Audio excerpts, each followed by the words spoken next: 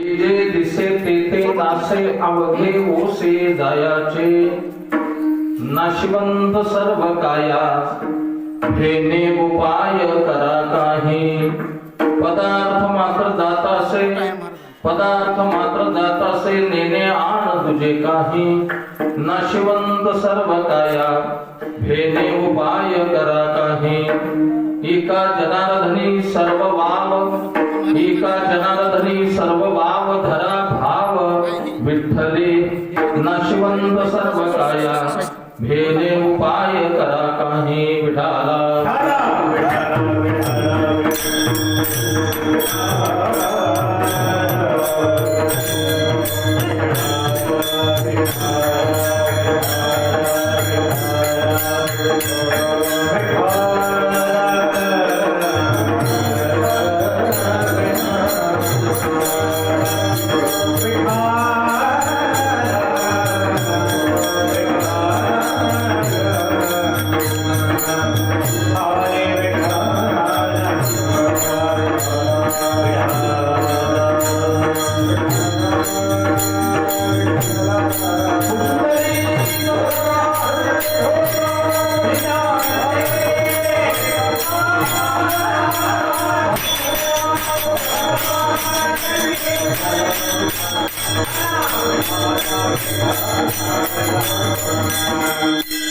आकाशात प्रतितंतु यम यथा गच्छति सागरम सर्वदेव नमस्कारम केशवम प्रतिगच्छति वसुदेव सुतं देवम पुंस चानूरमर्दनम देवकी परमानंदम कृष्णं वंदे जगद्गुरु जन्माद्यस्य यतोऽन्वयादि तरतश्वरते सुविघ्नेश्वराट् तेने ब्रह्महृदाय आदि कवये मुह्यन्ति यत्सूरया तेजो वारिमृदां यथा विनिमयो यत्र त्रिसर्गो मृषाम धाम्ना स्वेन सदा निरस्तकुहकं सत्यं परं धीमहि योऽन्तःप्रविश्य मम वाचमिमां प्रसुप्तां सञ्जीवयत्यखिलशक्तिधरस्वधाम्नाम् अन्यां च हस्तचरणश्रवणत्वगादीन् प्राणान् नमो भगवते पुरुषाय तुभ्यं पांडुरंगा गुरु प्रथम नमन दुसरे चरण संतांचिया त्यांच्या कृपादाने एकतेचा विस्तारो बाबाजी सद्गुरु दास तुका ज्यांचे किलिया स्मरण होय सकळ विद्येचे अधिकरण हे चिवंदु चरण श्री गुरूंचे आता हृदय अपुले चौपाड या भले भले वैसव पावले श्री गुरूंची ते नमस्कारो आता जे जे दिसे ते नासे अवघे ओसे जायाचे नाशिवंत सर्व काया भेदे उपाय करा काही प्रातस्मरणी ब्रह्मीभूत राष्ट्रसंत भगवान बाबा परमपूज्य प्रातस्मरणीय श्री संत माधव बाबा महाराज परमपूज्य वैकुंठवासी गुरुवर्य संत श्रेष्ठ मोतीराम महाराज परमपूज्य वैकुंठवासी म्हणजे बाबा गुरुवर्य धूमपंत शास्त्री पालनकर या सत्पुरुषांच्या चरणी प्रणाम करून कोळवाडी या पावन भूमीमध्ये पवित्र महारुद्र मंदिर परिसरामध्ये आदरणीय वैकुंठवासी सुरेशराव रामरावजी तांदळे यांच्या गंगापूजनाच्या कार्यक्रमाच्या निमित्ताने आज हरिकीर्तन सेवेचं आयोजन आहे. चिंतनासाठी घेतलेला अभंग शांतीब्रह्म बैठक निवासी श्री संत एकनाथ महाराज यांचा 4 चरणाचा या प्रसंगाला अनुसरून अभंग सेवेसाठी घेतलेला आहे. विढाला विढाला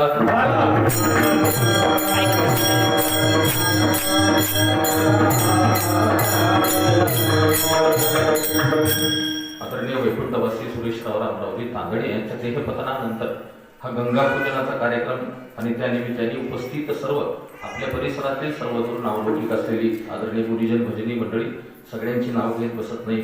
श्रोते मंडळी, गुरुजन मृदंगाचार्य ज्यांचा कालपासून 2-3दा मला फोन आला, पंडित महाराज आणि ज्यांनी आग्रहाने आमंत्रण मला दिलं आदरणीय दहीफळे सर आणि तांदळे परिवारातील सर्व लहान थोर मंडळी जे आपल्या सर्वांना सोडून गेले. त्यांची एकुलती एक चिरंजीव दत्तात्रय, बरोबर आहे का ना? हो. दत्तात्रय सुरेशरावजी तांदळे आणि तांदळे परिवारातील सर्व मंडळी आपल्या कुटुंबावर जे दुःखाचा डोंगर आहे मंडळींनो, आपल्या कुटुंबावर आपल्याला वडील सोडून गेल्याचं जे दुःख अशा प्रकारचं आभाळभर झालेलं आहे, त्या दुःखातून पांडुरंग परमात्मा श्री गुरु मोतीराम महाराज संत माधव बाबा भगवान बाबा आपल्या सर्वांना त्या दुःखातून काढो अशी पहिल्यांदा आपल्या सर्वांच्या वतीनं प्रार्थना करतो. आणि चलत चलत हीही भगवंताकडे तुमच्या सगळ्यांच्या वतीनं विनंती करतो की आता विश्वावर जे हे सगळं संकट आलेलं होतं किंबहुना आलेलं आहे कोरोनाच्या महामारीचं, त्यातून सुद्धा भगवंतांनी सगळ्या प्राणी मात्रांचं लवकरात लवकर सुटका करावी, कल्याण करावं आणि या जगतावरचं हे जे आलेलं कधी नव्हे असं भयानक संकट आहे त्यातूनही सर्वांना सुखरूप अशा प्रकारचं काढावं भगवंतांनी आणि विश्वाचं संकट दूर करावं अशी तुम्हा सर्वांच्या वतीनं मी पांडुरंग परमात्म्याकडे प्रार्थना करतो, प्रभू रामचंद्राकडे प्रार्थना करतो, आपल्या सर्वांच्या चरणी नतमस्तक होतो आणि कमी वेळामध्ये अभंगाचं निरूपण करण्याचा प्रयत्न करतो. खर तर आपल्याकडे मनुष्य जन्म म्हटलं की आपल्याकडे काही मर्यादा सांगितलेल्या आहेत मंडळी.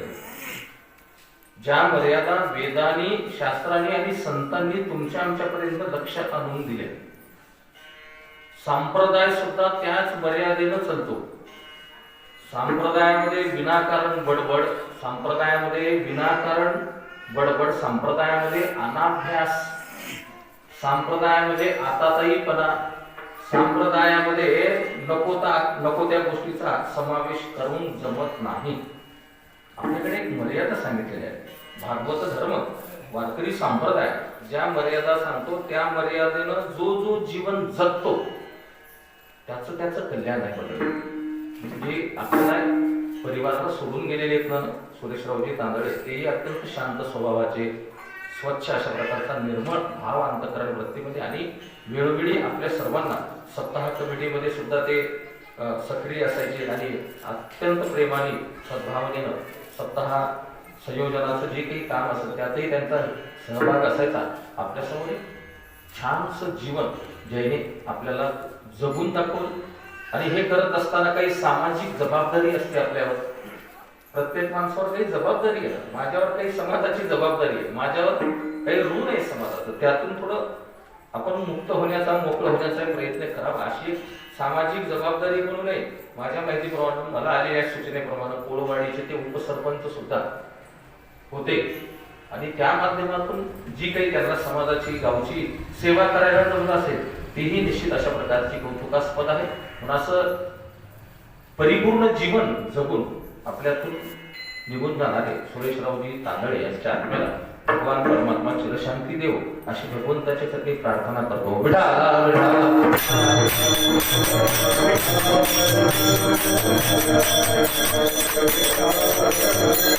सध्याच्या चालू असलेल्या महामारीनं तुम्हाला आम्हाला खूप गोष्टी शिकवल्या.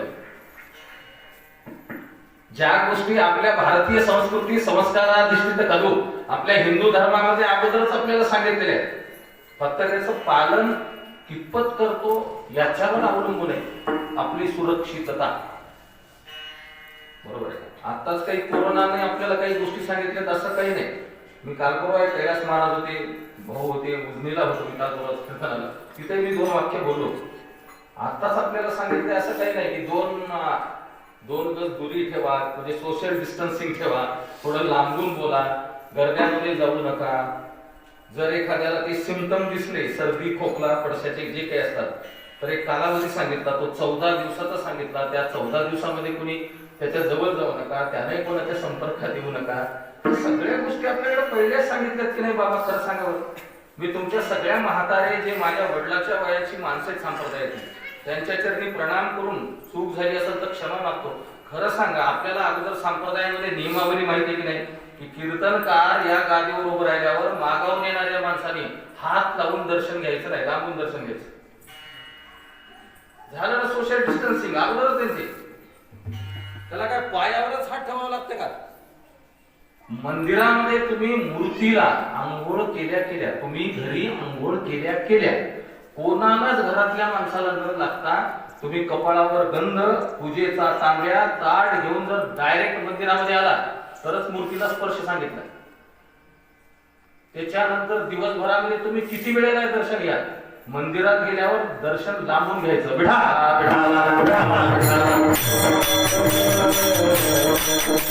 कीर्तनाला माणूस इथं उभा राहिला, विनेकरी म्हणजे पहिल्यापासून कीर्तनकार म्हणजे कीर्तनकार नाही, विनेकऱ्यानं विना घेतला, भजन सुरू झालं, माणूस मंडपामध्ये आला की त्याला लांबून दर्शन घ्यायचं. साधा नियम आहे.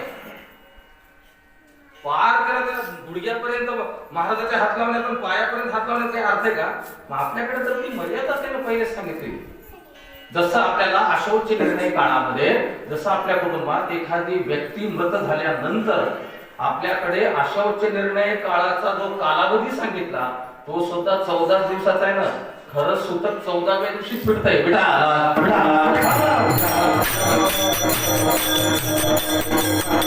एक नियम आहे बाबा आपल्याकडे. आपल्या कुटुंबात एखादी व्यक्ती मृत झाल्यानंतर कंप्लीट 13 दिवसापर्यंत अभिषेक करायला जमत नाही देवाला घरच्या.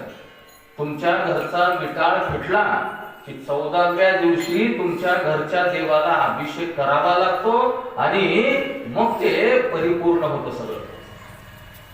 आता ज्या कुटुंबामध्ये व्यक्ती जाते ना त्या कुटुंबामध्ये तर सुतक फिटल्यावर विटाळ फिटल्यावर तर त्या देवाला अभिषेकाचं कामच नाही. 12व्या दिवशी तुमचा विटाळ फिरतो 13व्या दिवशी पूजा देवाची करायला सांगितलं घरच्या. आणि जर सुतकामध्ये 12 दिवस आपल्या घरामध्ये ज्याचं लग्न नाही झालं असा जर एखादा लहान मुलगा असेल त्याला घरच्या देवाची पूजा करता येते सुतकामध्ये. आपल्याला एरीच उल्हास त्या देवपूजेचा. त्याच्यात आमच्या घरी विटाळ पडलाय म्हणलं की देव आहे कोणत्यामध्ये ते देवपाठ होतं की त्याच्यावर 10-12 दिवस किती धुरोळा की कळला का? मी तर नेहमी सांगतो उद्धव महाराज देवाला विटाळ आहे का? देवाला विटाळ आहे, संतांना विटाळ आहे का? नाथ बाबांनी गाढवाला पाणी पाजवलं काय दोष आहे? काय दोष?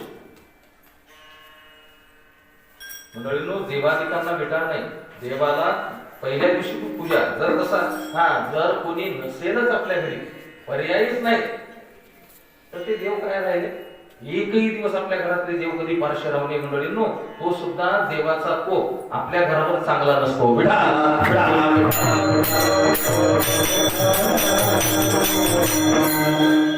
बाहेरच्या 25 देवाला पाणी घालू नये असं नाही. बाहेरच्या 10 देवाला पाणी घालायचं आणि घरातल्या देवाला बरेच लोक आमच्या पालममध्ये असतात. सकाळी उठलं की टिकला लावला तांब्या घेऊन पूजेचा मारुतीच्या मंदिराकडे जातात. घरचे देव 3-3 दिवस धुत नाहीत. घरच्या देवाच्या मागे त्या घरातल्या माय मावल्या असतात पूजा करायला. त्या माय मावल्याला काही अडचण आली उशीर झाला देव पारशे हे पुन्हा बाहेरच मोकळा श्रद्धा करणार काय तर आपण मारुतीला पाणी घातल्याशिवाय चहा पेत नाही म्हणला. घरचे देव पारशे भेटती कळायले का बोलणं राग मानून घेऊ नका माझा मंडळी. बेटा नाही तो धर्मा. मी 14 दिवसांहून बोलू लागलो. आताही आपल्याकडे कोरोना बाधित एखाद्या रुग्णाचा कालावधी 14 दिवसाचा सांगितला होता बरोबर का? त्याला कोणाला स्पर्श करायचा हे का बोलायलो? येत विज्ञान समन्वितम. आपलं ज्ञान आपल्या संस्कृतीतलं आणि विज्ञान याचा जबरदस्त संयोग आहे मंडळींनो. ज्ञानम भागवत महापुराण शुकाचार्य राजा परीक्षितीला चतुश्लोकी भागवताच्या पहिल्या श्लोकामध्ये सांगतात. भागवत महापुराणातला माझा अत्यंत आवडीचा श्लोक आहे ज्याच्यावर चातुर्मास्य सुद्धा बोलता येते प्रवचन. किंबहुना आमच्या कुटुंबामध्ये जे आमच्या मठामध्ये जे चातुर्मास्य भागवत आहे त्याच्यावर बऱ्याच वेळेला आम्ही असं बोललेलो ज्ञानम परमगुह्यं मे यत विज्ञान समन्वितम सरहस्यं तदंगं च ग्रहान गतितं मया. शुकदेव राजाला सांगतात राजा हे ज्ञान अत्यंत गुह्य आहे आणि यत विज्ञान समन्वितम हे विज्ञानाशी संबंधित आहे. म्हणून जे जे शास्त्रांनी सांगितलेले सिद्धांत आहेत ज्या ज्या सिद्धांतामध्ये आपल्याला कर्म विपाक गोष्टी आपल्याला कर्म सिद्धांताच्या गोष्टी सांगितल्या ते तुम्ही आम्ही करणं गरजेचं आहे. पण आपल्या कुटुंबामध्ये मंडळींनो आपल्याला वडील सोडून गेल्यानंतर आपल्याला 2-3 गोष्टी नीटशा लक्षात घ्याव्या लागतात. ही सगळी मंडळी आणि तुम्ही सुद्धा कित्येक वेळेला माझं कीर्तन या विषयाचं ऐकलेलं आहे. त्यामुळं फारसं काही आपल्या सर्वांना बोलणार नाही तरी सुद्धा कार्यक्रमाचं स्वरूप लक्षात घेतात त्यावर भाष्य करणं अत्यंत गरजेचं आहे मंडळी. म्हणून लक्षात घ्या आपल्या कुटुंबामध्ये आपले वडील गेल्यानंतर गंगा पूजन हा जो शब्द आहे ना हा 13व्या दिवसाचा शब्द आहे बघा. 13 दिवस मेलेल्या माणसाचं पूर्ण कर्म झाल्यानंतर गंगेवर सवाष्णी बाईनं गंगेची ओटी भरावी लागते, गंगेची पूजा करावी लागते. आणि लौकिकानं मग 13व्या दिवशीचा तो विधी झाल्यानंतर लौकिकानं 14व्या दिवशी आपण नामचिंतन पाहुण्या रावण्यांना, मौतीमध्ये सहभागी झालेल्या लोकांना आपल्याला जे पितरांच्या नावाने अन्नदान करता येत ते आपण अन्नदान करावं लागतं. 13 दिवसाचं कर्म पूर्ण झाल्यावर गंगेची पूजा आहे का? तर गंगेनं या मृत व्यक्तीच्या पहिल्या दिवसापासूनच्या 13व्या दिवसाच्या पर्यंत केलेल्या कर्माचा तिनं स्वीकार केलेला आहे. तर सगळं कर्म जे आहे ते गंगेला अर्पण आहे. म्हणून गंगेच्या ऋणातून मुक्त होण्यासाठी गंगेची तिथं स्वतंत्र ओटी भरावी लागते.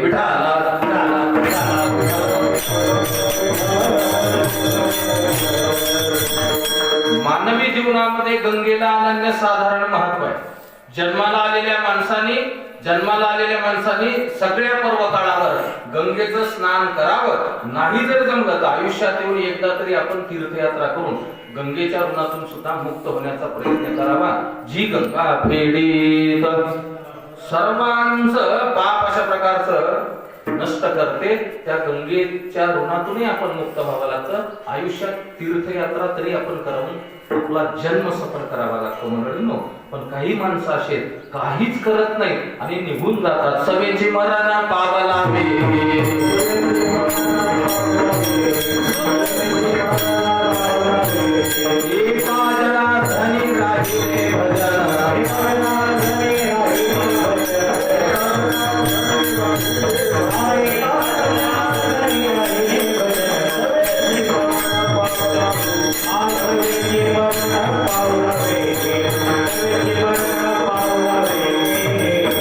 काही माणसं असे सगळं करतात, फक्त त्यांच्या आयुष्यात भजन शिल्लक राहते. एका जनार्दनी राहिले भजन, झालं पटकन निघून जातात. बाकी मग सगळ्या गोष्टी करतात. म्हणून दुर्लभ मानुष्य जन्म मंडळी, मनुष्य जन्म आपल्याला मिळालाय ना.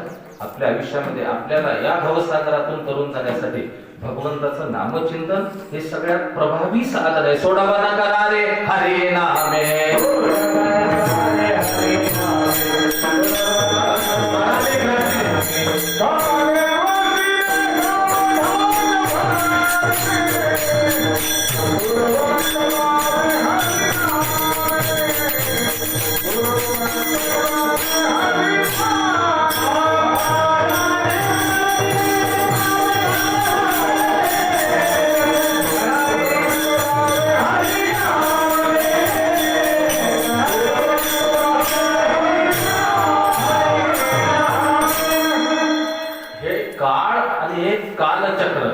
या कालचक्रातून सुटका करायची असेल तर भगवंताचं नाम सगळ्या साधू संतांनी सांगितलं. पण सिद्धांत हा आहे मंडळींनो, त्या नामाबरोबर तुमच्या वाट्याला देवीची कर्म सिद्धांताची बाजू तीही सांभाळावी लागते. म्हणून वडिलांच्या देहपतनानंतर कर्म सिद्धांत फार महत्वाचे. त्या कर्म सिद्धांताचा पुत्राधिकाराकडून कुटुंबाकडून विचार व्हावा मंडळींनो. कळाला? अनेक वेळेला काही अडचणी येतात, अनेक वेळेला काही संकट येतात. त्या कोरोनाच्या काळामध्ये तर नको त्या विचित्र दुर्दैवी घटना घडल्या अनेक कुटुंबामध्ये. कधी त्याची कल्पनाही केली नाही आपण. म्हणजे मी मागच्या 5-7 महिन्यात कीर्तन कार्यक्रम तर नव्हतेच ना कुठं, पण मला या विषयावर फोनवर इतकं बोलावं लागू लागलं. कुठून तरी कोणता तरी फोन यायचा आणि काहीतरी दुर्दैवाची घटना घडली, त्याच्यातून ते मार्ग विचारायचे, आपण या विषयावर बोलतो म्हणून. एकाच एका कुटुंबातली 3-3 माणसं गेली. पहिल्याचं कसं करायचं, दुसऱ्याचं कसं करायचं, मध्ये तिसरा गेला निघून. कळाला का? किती अवघड मागच्या काही काळामध्ये अनेक कुटुंब. पण जो गेला तो गेला असला तरी त्याला गतीला पाठवणं अत्यंत महत्वाचं आहे. आणि नीट आहे का, तुम्ही खूप मोठ्या मोठ्यांची कीर्तन ऐकतात, परिसरामध्ये ज्ञानी माणसं आहेत आपल्या सगळे. कळाला का? 2 गोष्टी महत्वाच्या आहेत मंडळींनो. गतीला लावायचंय, गतीला जायचंय आपल्याला, गतीला लावायचंय किंवा आपल्याला गतीला जायचंय. 2 गोष्टी फार महत्वाच्या आहेत, भगवंताचं नामचिंतन आणि तुमची कर्मगती. आता आम्ही एकच खांद्यावर पताका घेतली. भगवंताचं नाव घ्या, भगवंताचं नाव घ्या, देवाचं नाव घ्या, देवाचं नाव घ्या, मुखी नाम हाती. दुसरी बाजू कोण्या गोष्टीला किती बाजू येतात? नीट अभ्यासाचा विषय बरं का. मी ज्या वेळेला मी ज्या वेळेला कर्मकांडावर कीर्तन करतो ना सगळीकडे कुठे नेहमी, विशेषतः मी कर्म सिद्धांतावर होतो, त्याचं तेच कारण आहे. अरे भगवंताचं नामचिंतन तुम्ही आम्ही तर घेतोच. देहे मनुष्यजात सकळ स्वभावता. कोण घेत नाही देवाचं नाम? कोण घेत नाही? सगळे घेतात, ज्ञानोपाध्याय बोलतात. पण त्याही नामाला तुमच्या कर्मगतीची जोड द्या, म्हणजे तुमचे कर्मही व्यवस्थित असू द्या. भगवंताचं नामही आणि कर्मगतीचा आपला प्रवासी चांगला असावा. प्रेमराव मामा होते, कंधारला गेलो होतो कीर्तनाला. आपल्या उजनीला यायच्या आदल्या दिवशी नामदेव तारीख घेतली, तिथं होतो मी. प्रेमराव म्हणजे जुनी माणसं सगळी परमार्थाची तुमच्यासारखी. मी त्यांना विचारलं, कधी तुमच्या बघण्यामध्ये माधव बाबांनी, आपल्या मोतीराम महाराजांनी, मानवराव महाराज दस्तापुरीकरांनी, खरं सांगा, ज्यांनी बघितलं त्यांना, तुम्ही बघितलं, आम्ही काही जणांना बघितलं, महात्म्यांना, ते कधी जेवताना अंगात शब्द घालून बसले? खरं सांगा.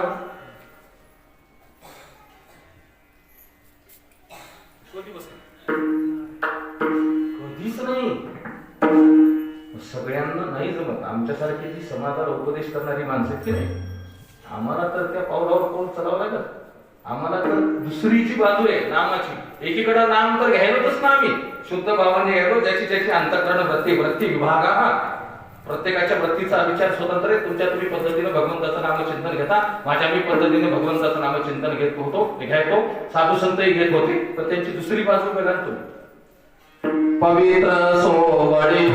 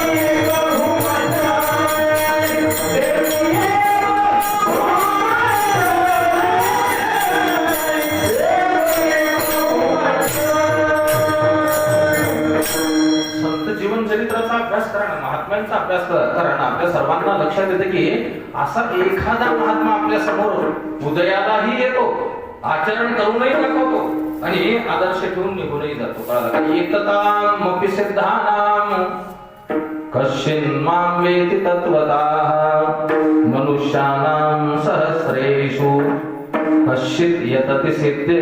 किंवा वासुदेव सर्वविदी स महात्मा सुदुर्लभः दयाची प्रतितीची वाखारा पवाडो होय चराचरा हा महात्मा धनुर्धरा दुर्लभोवने. ते त्यांची कर्मगती फार जबरदस्त सांभाळतात.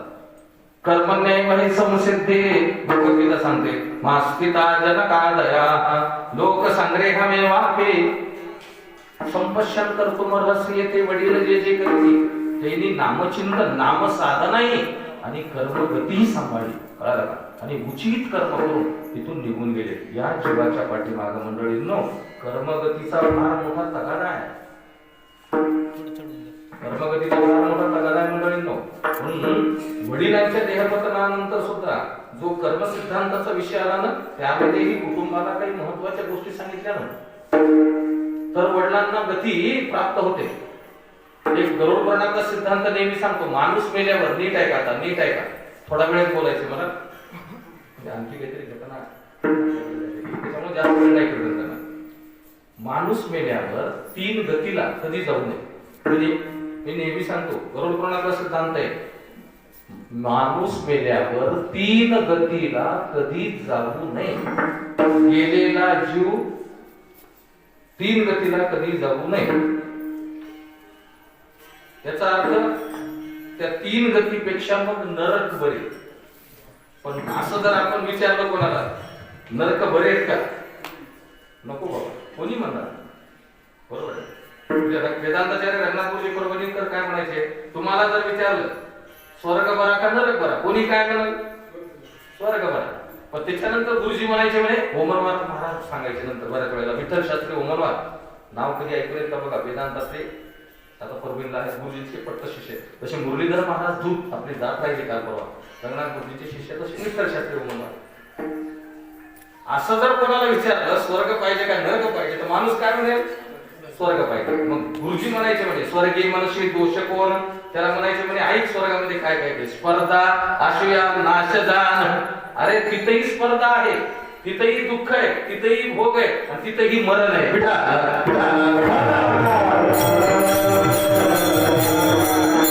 पाहिजे स्वर्ग? स्वर्ग तरी कशाला पाहिजे? पण पहिल्यांदा जर विचारलं स्वर्ग पाहिजे का नरक पाहिजे तर माणूस स्वर्ग मध्ये. तसं असं जर तुम्हाला विचारलं आणखी खाली येऊन ह्या 3 गतीला जाणं बरं का नरक बरा? नरक बरा. उदाहरण बरा म्हणजे मी आता सांगितल्यासारखं माणूस मेल्यावर 3 गतीला जाऊ नये कधी. माणूस मेल्यावर प्रेत योनीला कधी जाऊ नये. गेलेला जीव आहे ना हे प्रेत योनीला कधी जाऊ नये. दुसरी योनी माणूस मेल्यावर पिशाच योनीला कधी जाऊ नये. आणि माणूस मेल्यावर ब्रह्म राक्षस सुद्धा होऊ नये. विठाला विठाला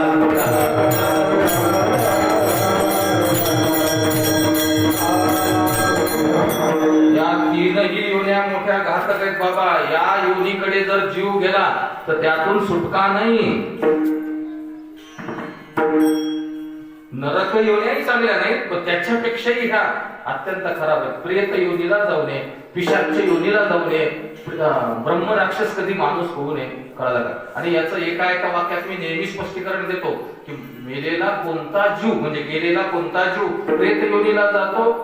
ज्या जीवाचं गंगेवरचं और्ध्वदैहिक कर्म व्यवस्थित झालं नाही. म्हणून तर भारतीय संस्कृतीमध्ये हिंदू धर्मामध्ये कर्मसिद्धांत सांगत असताना आपल्या वडिलांना गतीला प्राप्त करून देण्यासाठी आपल्याला 10व्या दिवसापासूनचं कर्म स्वतंत्र सांगितलं. अस्थि संचनाचं कर्म स्वतंत्र सांगितलं. राख सावडायचा कार्यक्रम विषम तिथीला विषम दिवसाला करता येतो.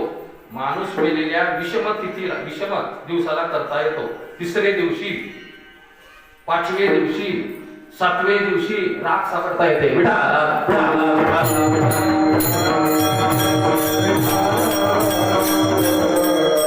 स्वतंत्र कर्म येते. अशोच निर्णय काळातलं कर्मसिद्धांत आहे त्याच्यामध्ये फार मोठा. अस्थि संचयन श्राद्ध म्हणजे फार मोठे मंडळी. तुम्हाला सांगतो आता आपण त्याही गोष्टीला फारसं महत्व देत नाही. राख सावडायच्या सुद्धा चला रे चला बूट घालून चपला घालून बाकीच्या अन्य लोक त्या राखाला लागतात, स्पर्श करतात. कळालं का? असं नाही जमत मंडळी. का तर ती गंगेला समर्पित करायचे. जी गोष्ट देवाला भगवंताला भूतमात्रांना समर्पित करायची आहे. इटलेलं अन्न गायला टाकावं का चांगलं कुकर मध्ये शिजलेलं टाकावं?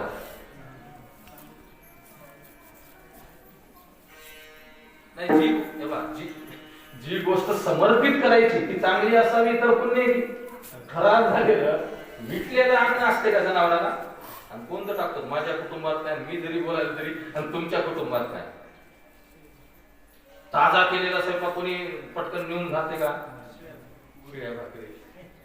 उरलेलं किंवा ते बऱ्याच वेळा ते खराब झालेलं असते वातावरणामध्ये. एखाद्या आपल्या कुटुंबामध्ये माता भगिनींनी ती ठेवण्याची जर थोडी चूक केली असेल, गाडव्याला ठेवलं असेल तर दुसऱ्या दिवशी सकाळी ते मिटूनही जाते. मग गंगेमध्ये राख समर्पित करायची आपल्याला. नीट आहे का? मी राखेवरून बोलायलो. मेलेल्या माणसाची मृत व्यक्तीची जी अस्थि संचयन क्रिया आहे राख विसर्जनाची ती गंगेत समर्पित करायची. तिला समर्पण करायचे. ती पावित्र्याने झाली पाहिजे. तिच्यामध्ये गडबड होता कामा नये, तिच्यामध्ये अपवित्रता होता कामा नये. त्या राखेला सुद्धा स्पर्श करताना सगोत्रातल्या लोकांनी करायचं. ज्यांचं पोत्र एक आहे त्या कुळातल्या त्यांनीच त्याला हात लावायचा. अशा अनेक गोष्टी आहेत. मग प्रेत योनीमध्ये असा जीव जातो की ज्याचं गंगेवरचं और्ध्वदैहिक कर्म व्यवस्थित होत नाही. आपले वडील गेल्यावरचा 10व्या दिवसाच्या कर्माचा जो भाग असतो काकबली श्राद्धाचा तोही व्यवस्थित व्हावा लागतो. 11व्या दिवसाचा एकोतिष्ठी श्राद्धाचा कर्माचा भाग आहे तोही, 12व्या दिवसाचा सपिंडी श्राद्धाचा भाग तोही व्यवस्थित व्हावा लागतो मंडळींनो. आणि 3 दिवस पावित्र्याचं कर्म. ज्या माणसाचं पावित्र्याने हे कर्म होत नाही तो माणूस गरुड पुराण असं सांगताय. नो नारायण महाराज, मी नाही सांगत. गरुड पुराणामध्ये बब्रुवाहन नावाच्या राजाची कथा आली. बब्रुवाहन नावाची मी कथा नाही सांगत. बब्रुवाहन नावाच्या राजाला रानामध्ये वनामध्ये फिरताना एका फांदीला जंगलामध्ये एक प्रेत लटकलेलं दिसलं असं उलट. आणि पृष्ठामी भवे तत्र आणि बब्रुवाहन नावाच्या राजाने त्या प्रेताला बोलायला सुरुवात केली. किम नामाम, हे तू कोण आहेस? तू या योनीला, या गतीला तू का प्राप्त झाला? मी राजा आहे. त्यानं सांगितलं अगोदर माझा परिचय, मी राजा आहे, बब्रुवाहन नावाचा राजा. तू का या गतीला प्राप्त झाला? तर त्यानं सांगितलं, मी पहिले वैश्य होतो. त्याची कथा सगळी गरुड पुराणामध्ये आपल्याला ऐकायला मिळते. आणि मी प्रेत योनीला का प्राप्त झालो? या सगळ्या कर्माला पुत्राधिकांकडून, कुटुंबाकडून फाटा देण्यात आला. माणूस जे म्हणतो ना, हे काय करायचंय, ते काय करायचंय, काय करायचंय, असं नको बाबा करायला. व्यवस्थित कर्मगती आपण केली पाहिजे आणि वडिलांना गतीला पाठवलं पाहिजे. पहिल्या दिवसापासूनच्या कर्माचा विस्तार तर जाऊ द्या, पण या सारभूतम 3 दिवसाच्या कर्माचा विचार निश्चित महत्वाचा आहे. तुकोपरायांचं प्रमाण जे नेहमी माहिती आहे सगळ्यांना, जाना वेते सार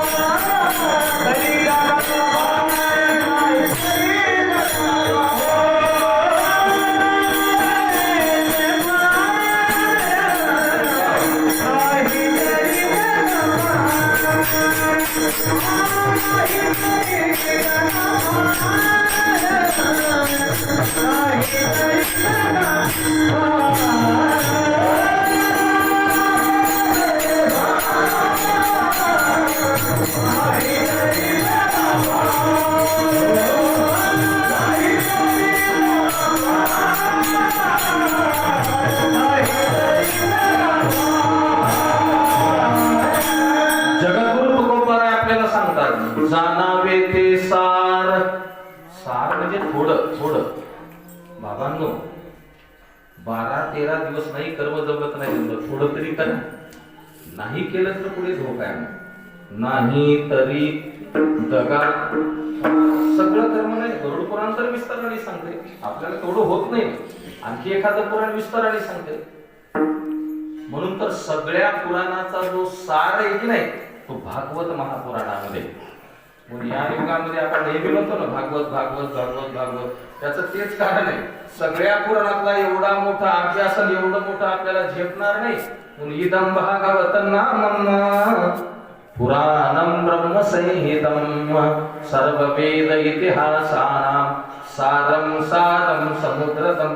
भागवतामध्ये गरुड पुराणाचं थोडं, भागवतामध्ये ब्रह्मवर्त पुराणाचं थोडं, भागवतामध्ये देवी पुराणाचं थोडं, भागवतामध्ये वराह पुराणाचं थोडं, असं सगळ्यांचं ज्ञान त्याच्यामध्ये संकलित करण्यात आले. आणि सगळ्या पुराणाचा, सगळ्या वेदाचा, सगळ्या संतवचनाचा अंतर्भाव त्या पुराणामध्ये आहे. सृष्टी निर्माण करण्यापासून सृष्टीचा अंत होईपर्यंत जर नीट एखाद्या महात्म्याच्या मुखातून तुम्ही भागवत महापुराण ऐकलं उदाहरणार्थ, तर तुम्हाला कळून चुकेल की सगळ्या पुराणातलं ज्ञान त्यामध्ये समाविष्ट करण्यात आलेलं आहे. सगळ्या पुराणाचा किंबहुना या विश्वाचा सगळ्यात मोठा सिद्धांत आहे, सगळ्यात पहिला सिद्धांत आहे. कोणता? यत् यत् क्रियताम तत्तत् विनश्यति.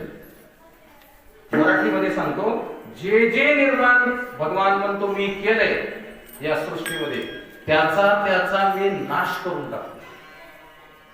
आता भागवत खूप वेळेला होते ना तुमच्याकडे, नीट आहे का, नीट आहे का, बिलकुल इकडे तिकडे बघू नका. मी एकही गोष्ट बाहेरची पानशी सांगत नाही तुम्हाला. मध्ये भागवत महापुराण आपण नेहमी ऐकतो. मी तुम्हाला आता जर विचारलं की भगवंतानी म्हणजे ब्रह्मदेवाला ज्ञान दिल्यावर किती प्रकारची ब्रह्मदेवानं सृष्टी निर्माण केली, त्या सृष्टीतल्या सगळ्या घटकांना जे निर्माण केलं त्याचा भगवान म्हणतो मी नाश करून टाकतो. भागवत महापुराण किती प्रकारची सृष्टी सांगतंय. त्याच्यात तुम्ही आम्ही आलो एका सृष्टीमध्ये, माणसे आले. किती किती किती प्रकारची सृष्टी आहे. भागवत महापुराण हे 10 प्रकारचं जगत सांगते बघा. या 10ही प्रकारामध्ये सृष्टीच्या जे जे निर्माण केलं त्याचा नाश हा सगळ्यात मोठा सिद्धांत अभंगाच्या पहिल्या.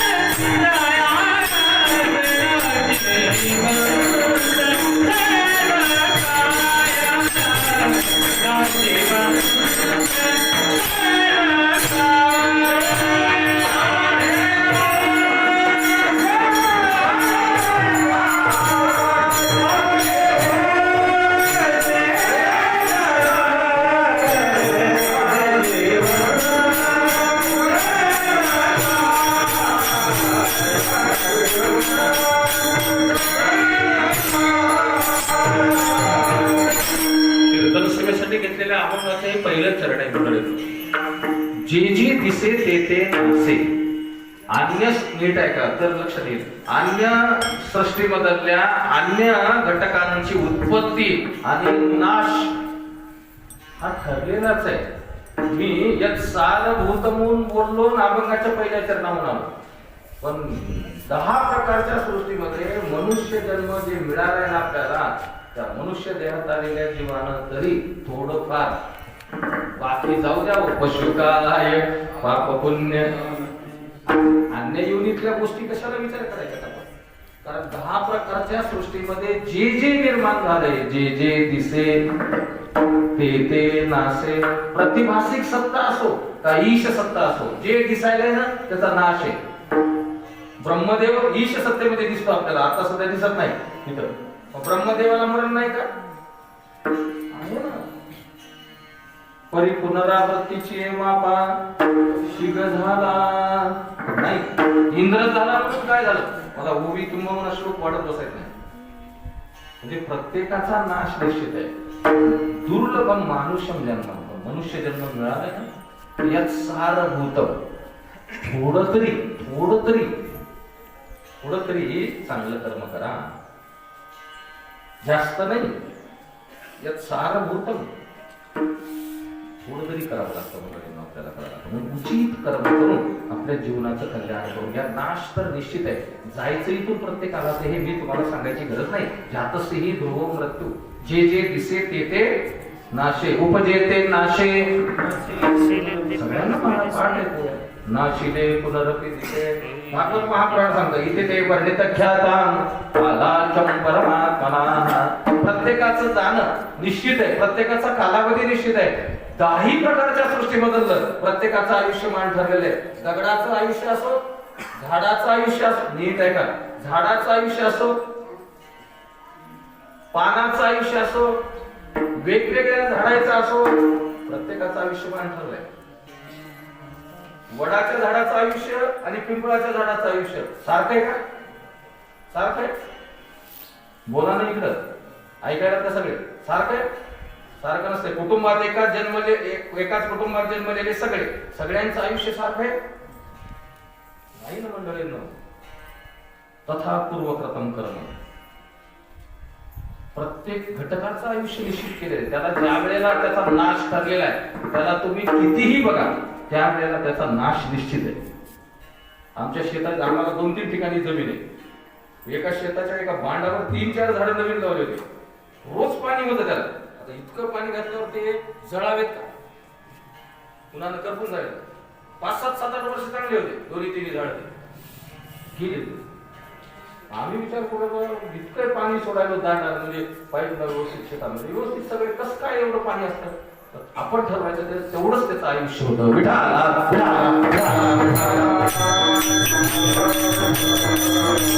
प्रत्येकाचा नाश निश्चित आहे. एका फांदीला असलेल्या एका पानाचा आयुष्य कालावधी निश्चित आहे मंडळींनो. म्हणून दुःख करण्यामध्ये अर्थ नाही. बेलाचं झाड आहे ना, त्या झाडाला जे पान आहे ना त्याचं सुद्धा आयुष्य निश्चित आहे. एका पानाचं. बेलाचं पान किती दिवस चालतंय, त्याचं आयुष्य किती दिवस? पंडित बरोबर आहे, सांगा. कीर्तन ऐकले ना किती? शाबास. कीर्तनात सांगितलं 3 दिवस आयुष्य त्याचं. एक बेलाचं पान 3 दिवस व्हायला जमतंय. आज वाहिलेलं पान काढून पाण्यामध्ये बुडवायचं, दुसऱ्या दिवशी पुन्हा व्हायला जमतंय. पण मंजुळा जमत नाही.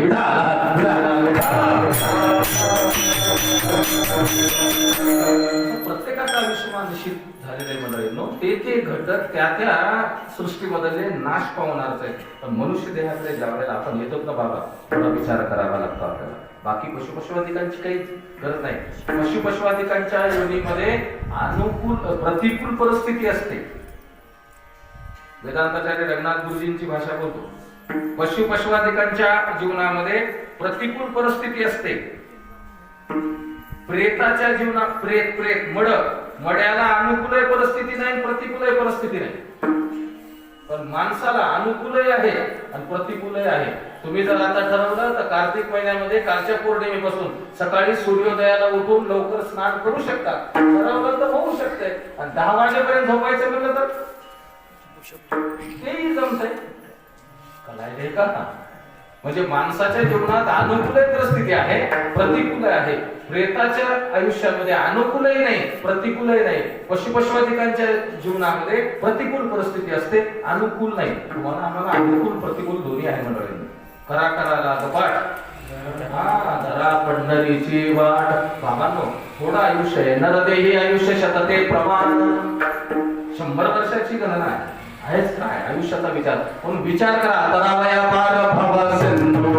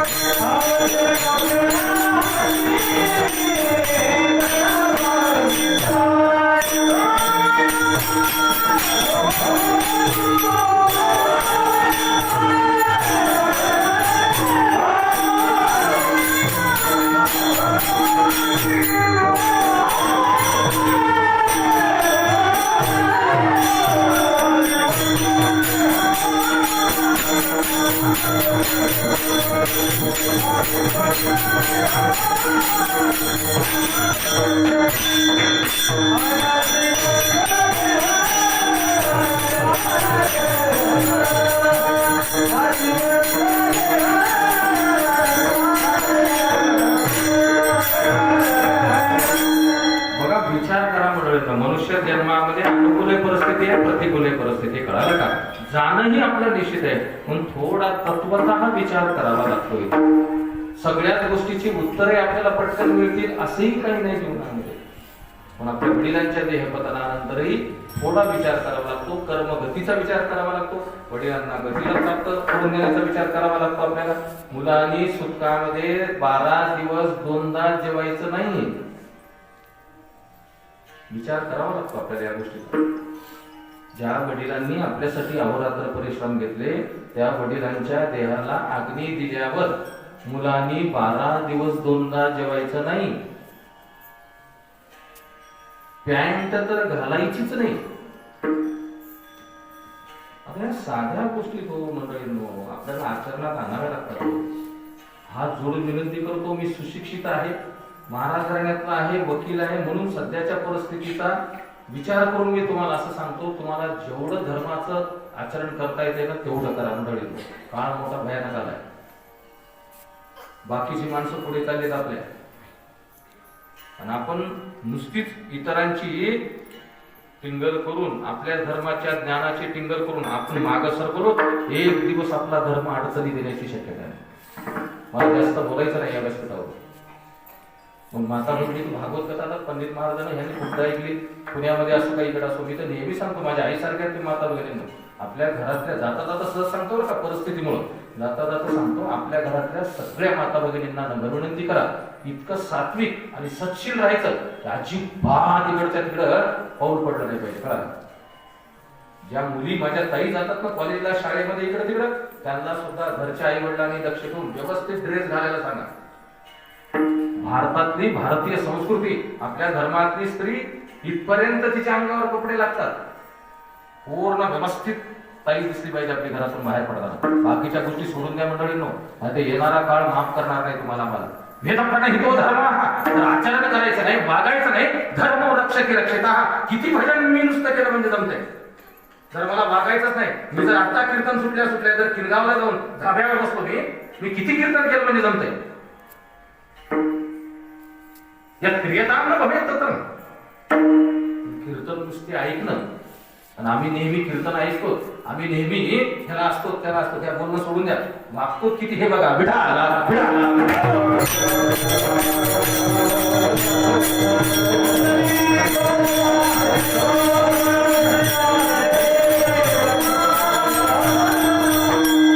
आमच्या गावाला हे येऊन गेले, आमच्या गावाला ते येऊन गेले, आम्ही ह्या त्यांना बोलवलं त्यांना हे. याच्यापेक्षा आपल्याला काही कळलं का, त्यातून काही बदल झालाय का आपल्या जीवनामध्ये, ही गोष्ट महत्वाची मंडळी. मी का बोलतो तुम्हाला, तर वडील गेल्यानंतर इतका नाही मी कीर्तन सांगू नये.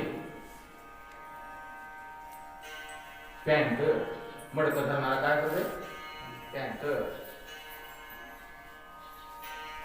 ती तपरी खर मध्ये त्याचा निषेध आहे. कसं आहे ते गुंडाळायचा डोक्याला, जाऊ द्या आता एवढे काही जमत नाही सांगायला, बरोबर. अहो एरवी सुद्धा तुम्ही कसं बसायचं कसं उठायचं याच्यावर गोष्टी येतो. मरण काय, मरण जवळच आहे आपल्या. तुम्ही एरवी सुद्धा कसं वागता त्याच्यावर गोष्टी ठरतात. मृत्यू किती जवळ आलाय, एवढ्या बारीक सारीक गोष्टी सांगितलं तर माणसं रात्री दचकू दचकू झोपीमध्ये उठतात होतं मला. हे सुन्न बसणं, सारखं खाली मान घालून बसणं, गुडघ्याकडे नजर लावणं आपापल्या, त्या गोष्टी चांगल्या नसतात. संध्याकाळच्या वेळेला घरामध्ये खिरकिऱ्या, कळालं का, कानाच्या दोन्ही पाकळ्या ढिल्या पडणं, ह्या खालच्या लूज पडणं, असं लोंबल्यावणी वाटणं आपलं आपल्याला बघत जा रोज त्यांना, बरोबर आहेत का लूज पडायला त्या. अशा शेकडो गरुड पुराणामध्ये मृत्यूचे आपल्याला लक्षात आणून देतात. एक सांगायचे कशामुळं, जन्म आपल्याला मिळालेला आहे, 100 वर्षाचं आयुष्य, कालावधी गेलाय, शतक दिले ते अर्ध रात्र काय मध्ये.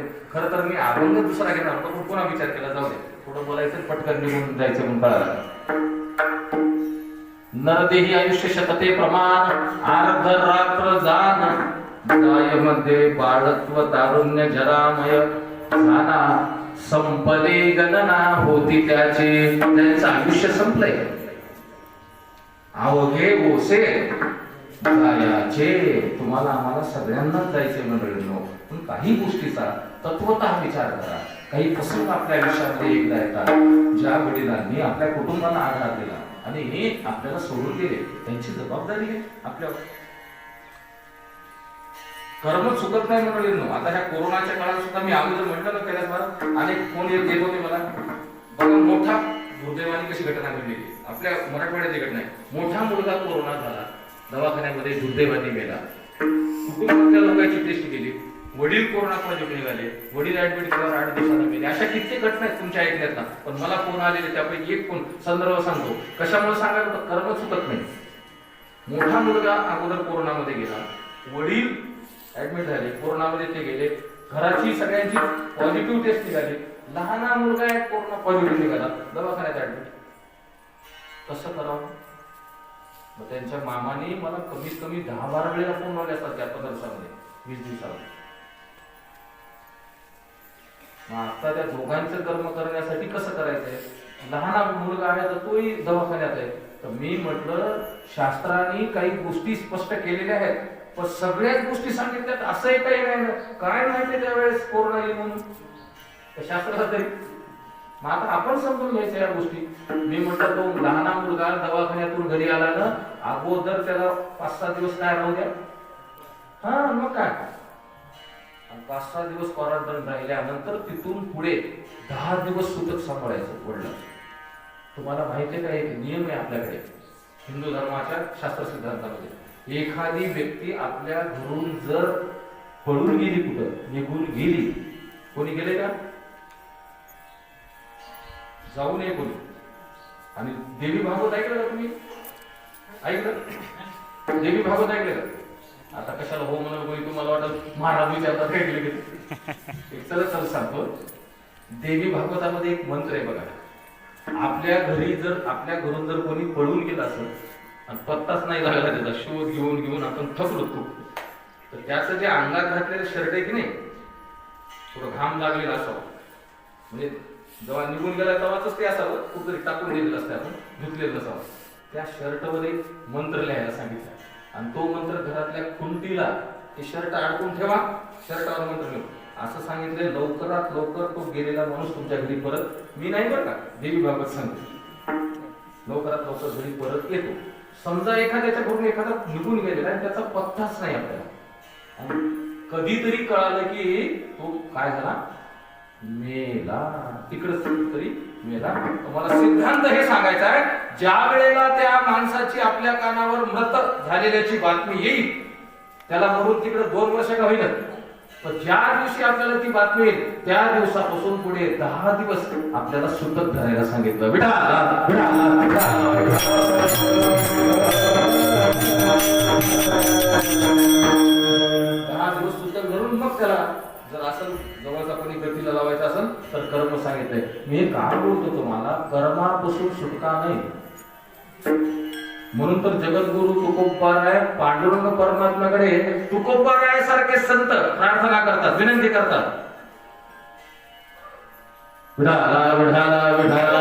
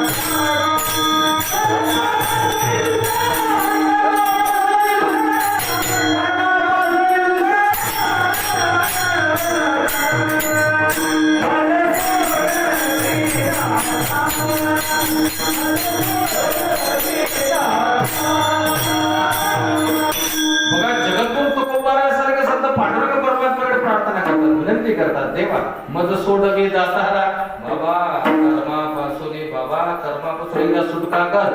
कारण कर्मगती कोणाचा पिच्छा सोडत नाही मंडळी. पण इथून पुढे कुटुंबामध्ये स्वतः आदरणीय सुरेशरावजी तांदळे गेल्यानंतर सुद्धा पुढे अनेक कर्म सांगितलेत आपल्याला.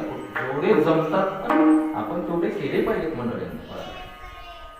मग त्यामध्ये मासिक असेल, प्रत्येक महिन्याचा विधी, आणखी काय काय ज्या गोष्टी मी नेहमी कीर्तनामध्ये बऱ्याच वेळेला सांगतो त्या गोष्टी सांभाळाव्यात. जरी ते छोटे चिरंजीव लहान दिसायले, मला दुःख आहे त्यांना, तरी ते जेवढं त्यांच्या प्रकृतीच्या आणि कुटुंबाच्या मनानं करतील वडिलांचं, तेवढं त्या भगवंताला आवडेल आणि त्या वडिलांपर्यंत ते कर्म पोहोचती होईल. आपण बऱ्याच वेळेला काय करतो, लहान आहेत म्हणून टाळून टाकतो, लहान आहेत म्हणून टाळून टाकतो. मंडळींनो, आपण आलोच ना जन्माला, हेच फार मोठं भाग्य. मला कीर्तन लांबवायचं नाही. आपण लहान आहेत का मोठे कसे ते देवाला माहिती. त्याच्या मानानं ती जबाबदारी देव त्याच्यावर देतो. आपल्याला वाटत असेल एखादं लहान एखादं मोठं, त्याच्यामध्ये त्या छोट्या मुलामध्ये ती ताकद असेल देवानं दिली तेवढं करण्याची. करावंच लागतं आपल्याला. आमोशाला एकदा जेवण वडील मेल्यावर अत्यंत महत्वाची गोष्ट. कोणतीच आमोशा चुकवायची नाही. वडील मेल्यानंतर मी नेहमी सांगतो, एकादशी सारखा तोही भाग आहे. एकदा जेवता येते फक्त आमोशाला, एवढं मात्र नक्की. आपण एकदा जेवलंच पाहिजे आमोशाला वडील मेल्यानंतर. कर्मणा कर्मनिर्हारो, अशा काही कर्म आहेत ना तुम्हाला आम्हाला करावेच लागतात शेवटपर्यंत पिच्छा करतात. पण मंडळींनो, दुसरे चुकीचे कोणते कर्म करत बसल्यापेक्षा परमार्थ साधनेमध्ये या आणि भगवंताचं नामचिंतन घ्या. परमार्थ साधनेमध्ये साधू संतांनी सांगितलंय, शास्त्राने सांगितलंय, त्याच कर्माचा स्वीकार करा. म्हणजे कमी अधिक जरी त्याच्यात चुकलं तर देव म्हणेल माझ्या नामामध्ये, माझ्या भक्तीमध्ये तर रंगलेला होता. 2%, 5% तेवढी सबसिडी भोगाची.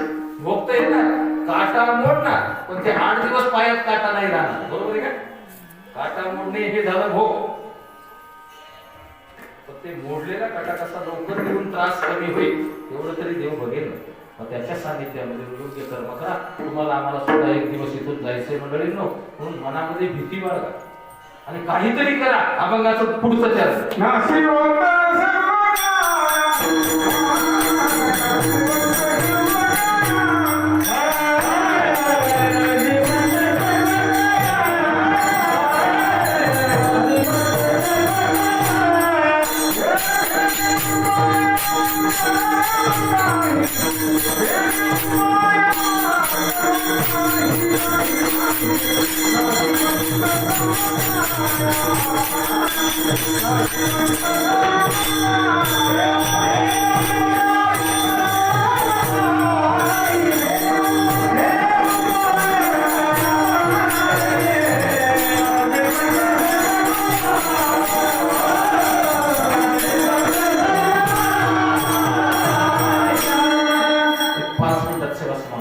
नाशिवंत सर्व काया हे उपाय करा. काही मनामध्ये भीती बाळगा, काहीतरी करा. काहीतरी करा शब्दाचा अर्थ काहीही नाही. संतांनी सांगितलंय, शास्त्रांनी सांगितलंय, ते मात्र करावं लागतं मंडळींना आपल्याला. पण आपल्या वडिलांच्या देहपतनानंतर ज्या ज्या गोष्टी क्रियेचा, ज्या ज्या कर्माचा विचार आला ते व्यवस्थित करा. मासिक तिथी इथून पुढे प्रत्येक महिन्याला एक गोता जीव घालणं आणि गोत्याला जेवण्याचा जो स्वयंपाक करायचा आहे त्याच्यात कांदा लसण, कांद्याची भजी वगैरे करायची नाही. गोत्याला जे स्वयंपाक करतो ना त्याच्यात बाकी काही नसते, लसण पिसण कांदा. लक्षात ठेवा, माता वगैरे नको, आई सारख्यात माझ्या खमंग झाला पाहिजे, चांगला झाला पाहिजे ना, असं झालं पाहिजे असं काही नसतं. ते पावित्र्याने करायचं, व्यवस्थित गोत्याची पूजा करून महिन्याला गोता जीव घालायचा. आणि हे वर्षभर तो गोता ज्या पद्धतीने आपण जीव घालतो त्याची पूर्ण सांगता वर्ष श्राद्धाच्या दिवशी करता येते आपल्याला. वर्ष श्राद्धाच्या आदल्या दिवशी सुद्धा एक पूजा करावी लागते, पण ती तुम्हाला माफ आहे बेटा.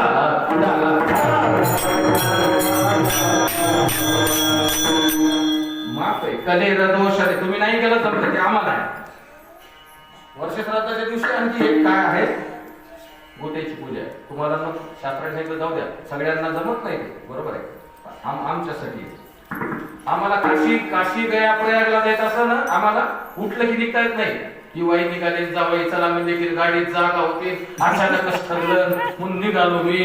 आणि आमची ते युवाईने आग्रह केला, बरं आमच्यासारख्या तसं जमत नाही. आम्हाला घरी 2 दिवस कर्म आहे अगोदर. आम्हाला जर काशीला जायचं असेल म्हणजे आम्हाला आहे, तुम्हाला आहे. तुम्हाला 1 दिवस तरी सांगितलं, आम्हाला 2 दिवस. आम्हाला काशीला जाऊन पित्र विधी करायचं ना, घरी 2 दिवस अगोदर कर्म करावं लागतं. तीर्थयात्रेला जायच्या अगोदर, मग तीर्थयात्रा. तसं वर्ष श्राद्धाच्या अगोदर आमच्याकडे एक विधी आहे. त्याच्या पुढे जाऊन सांगतो, हे अति सांगतो मी, खरं म्हणजे कधी कधी काही गरज नाही. वास्तुशांती करतो ना आपण, 50 लाखाचं घर बांधतो, 3 घंट्यात वास्तुशांती करतो. वास्तुशांती उद्या आहे ना, आदल्या दिवशी रात्री 12 वाजता घरी कर्म आहे पुन्हा. मोठा अवघड आहे हो. त्यावेळेला घरात सुख शांती समृद्धी सगळं व्यवस्थित. आपल्याला मला एवढं का बोलायला तुम्ही की तुकोबाराय जर सांगतात कर्मापासून सुटका करा, तर तुमच्या आमच्या पाठीमागं किती कर्म असायचे, किती कर्माचा भाग आहे. जेवढी कर्म वडिलांच्या देहपतनानंतर होती तेवढी कर्म अशा प्रकारची व्यवस्थित करा. गेलेल्या जीवाला देव मार्ग मिळावा. आदरणीय वैकुंठवासी सुरेशरावजी रामरावजी तांदळे त्यांचा पुढचा प्रवास देव मार्गाचा व्हावा. 2 मिनिट बोलतो. 2 मार्ग आहेत आपल्याकडे. माणूस मेल्यानंतर दोन्ही मार्गाचं विवेचन करणार नाही मी. 2 मार्ग आहेत. माणूस इकडे बघा, आजी बसतात त्यांच्याकडे बघा. 2 मार्ग आहेत आपल्याकडे. एक देव मार्ग आहे माणूस मेल्यानंतर, आणि एक यम मार्ग आहे.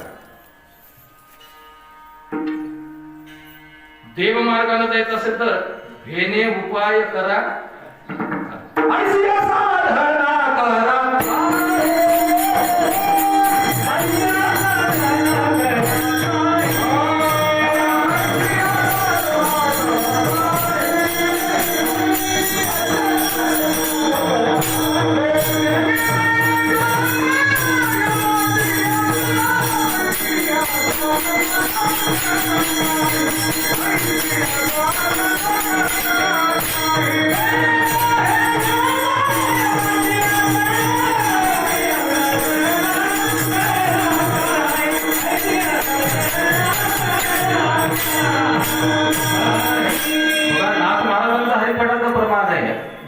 हे जन्म यमाची यातना.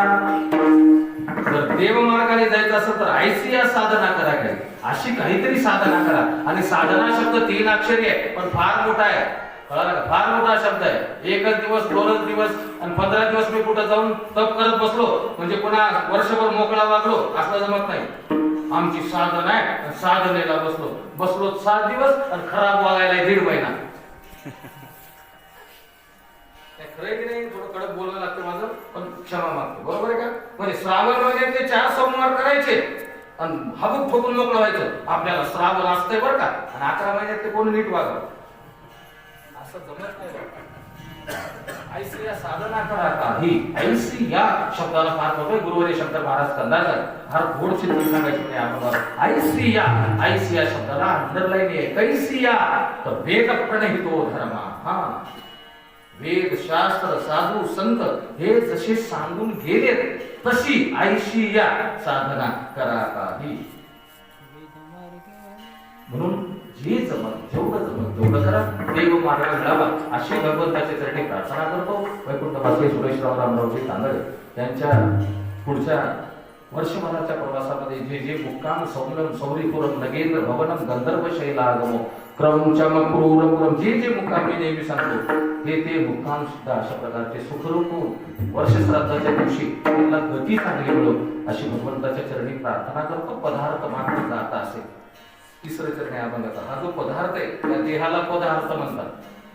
जगातल्या प्रत्येक घटकाला पदार्थ म्हणतात. प्रत्येक पदार्थ नाश पावणारा. पंचभेद निर्मिते देहे पंचीकरण सांगते वेदांत शास्त्र. पंचतवं च पुनरगते. हा पदार्थ नाश पावणार आहे. पदार्थ मात्र जात असे पण हा पदार्थ जात असताना सोबत काही नेत नाही. हे मी पुन्हा तुम्हाला वेगळं सांगायची गरज नाही. नेने आन तुझे काही नाशवंत सर्व काया भेने उपाय करा काय विडोबा